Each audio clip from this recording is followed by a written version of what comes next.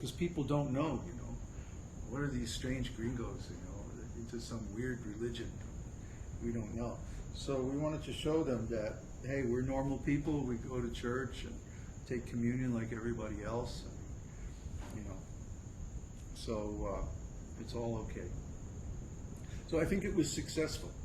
But that's the reason why we had to delay our program today. And I guess only 2 or 3 people have showed up. Oh, 6 now. Oh, great. Okay. So we're going to be doing this, I guess, as a regular thing. But maybe we don't have to delay till 12 o'clock. Maybe we could do 11:30 instead. Because it's really good if everybody can be here for the beginning, the opening kirtan. And anyway, the tape will be available.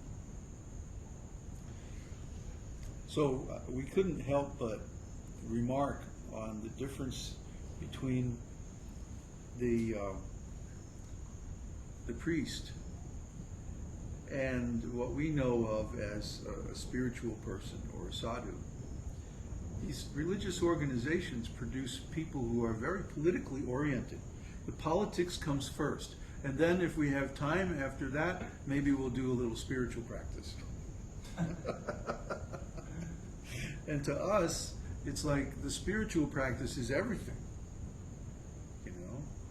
And then if we have time, we'll take care of, the house and the cooking and all that other stuff. Politics? What's that?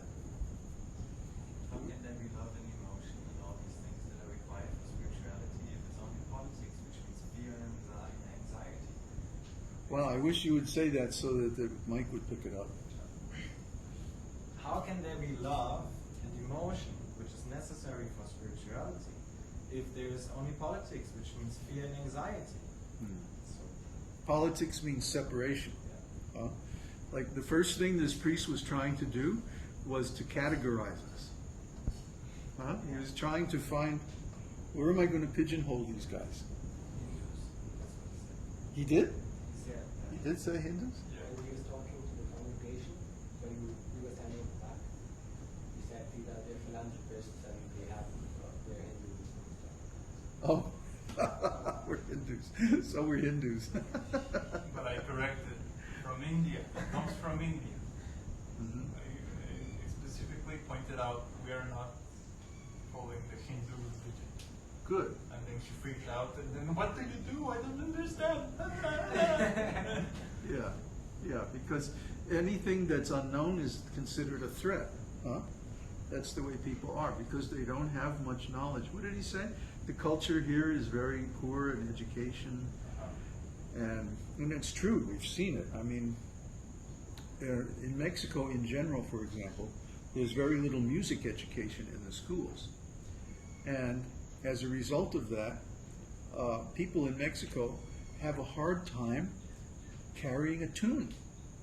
If you ask them to sing something, they will be like all over the place. They won't really be able to follow the melody.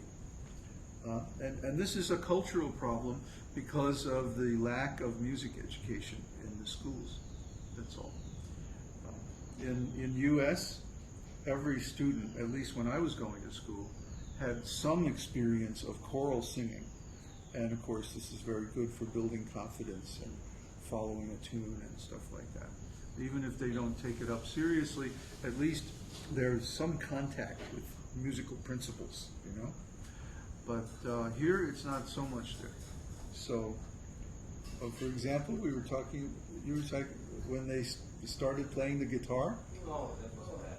Yeah, the guitar was all out of tune, and it was like, it was hard for the singers to follow the guitar, and it was a mess.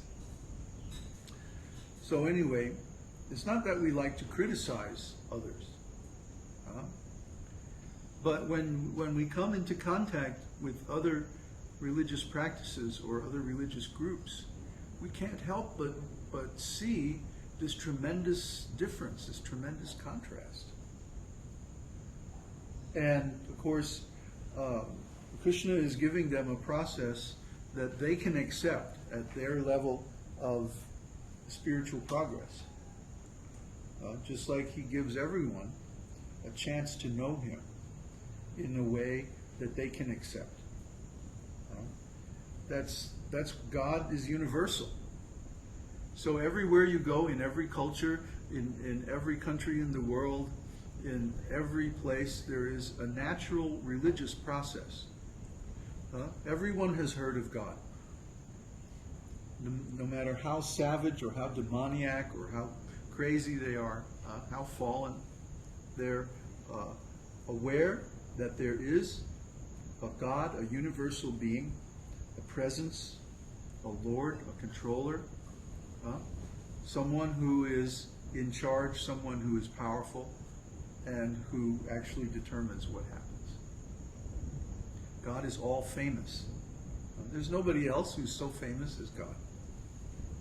It's not possible. So because of that, the devotees of God are also automatically famous. Like everybody knows in this village, not only this village, but all the villages along the lake, they all know. Yeah, all the way to Katimaco, they know their crazy gringo sadhus are here. And when we go along the road, along the lake, everybody waves to us, riding on their horses, herding the cows, and even the taxi drivers, and everybody knows us. So They don't know what we do, but they know there's some weirdos. yeah. We're hard to miss. All dressed in white and walking around. What's that? All dressed in white, walking around in a group. Uh-huh. Catch the eye. Hard to Well, we're not the only people who dress in white. I haven't seen any other group dressed in Uh, similar way. maybe the brujos, huh? Not even the brujos. Haven't seen one. They don't really dress up, do they? They don't dress up. Only for festivities. Oh, or for ceremonies, huh? The brujos are the local wizards, huh? The magicians, and they practice things that, as far as I can tell, are sort of related to Santeria and the Vodon, huh? Chicken sacrifices and weird potions made of herbs and stuff like this. And these practices, you'll see them mixed with the standard Catholic practices at the church.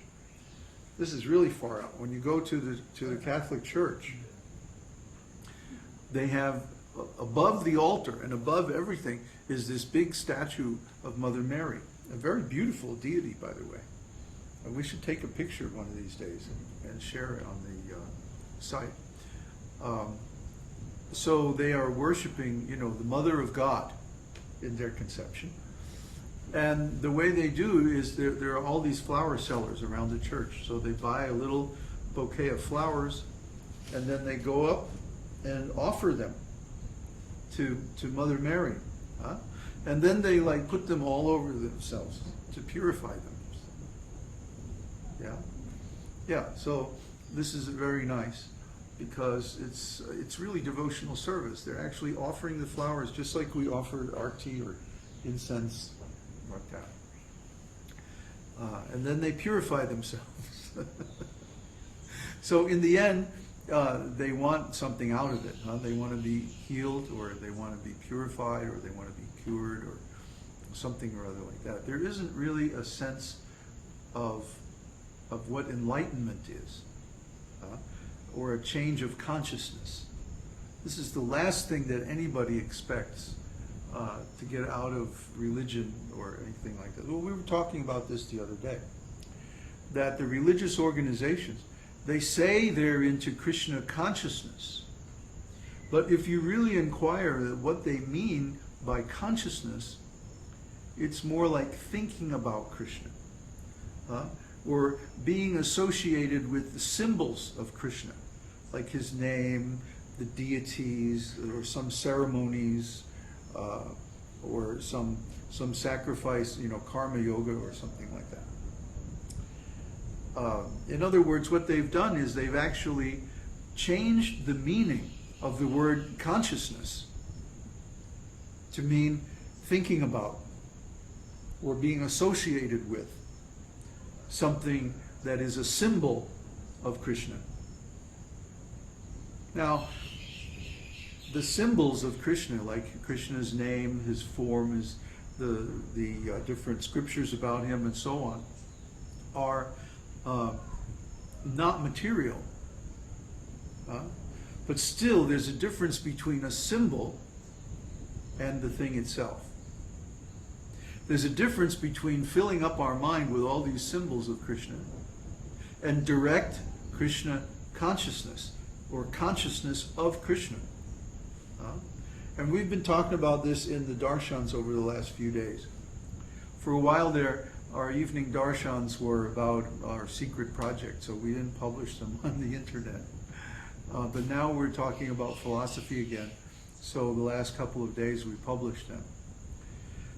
And the topic really has, we've wandered around through different topics, but really the sort of theme